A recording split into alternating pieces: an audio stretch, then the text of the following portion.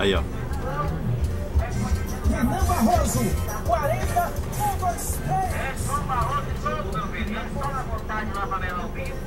E não vão melar, rascar, sem melar mesmo. Porque vai dar o candidato perfeito. Vai dar o leite. Tome leite e beba leite mesmo, porque vai dar leite.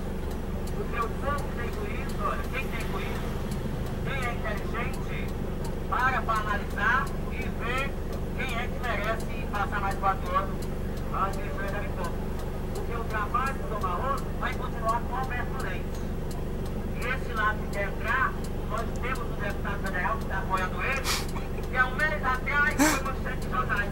Levou todo o dinheiro do Banco do Nordeste, todo. Não cueca para saber dinheiro, levou o dinheiro todo.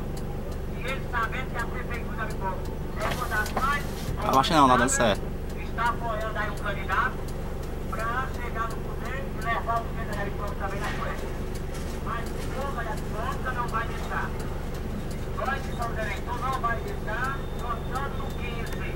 O Roberto Leite, votando no Roberto Leite, está votando todos contra a cueca.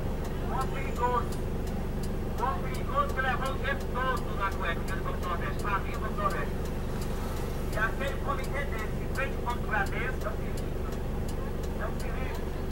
Quando nós vamos votar, é no 15. Roberto Leite, e quando o Roberto ganhar, eles vão botar a cara das pernas e dizer, rapaz, nós não derrotamos o João Barroso não. Derrotar o João é difícil, asfaltar a estrada em tudo. E todo quanto é canto a gente anda, esse João Barroso tem trabalho. Agora, computador, escola, reitende com o João Barroso prefeito. E onde tem dinheiro de computador e escola? Tá bom, né? Ó.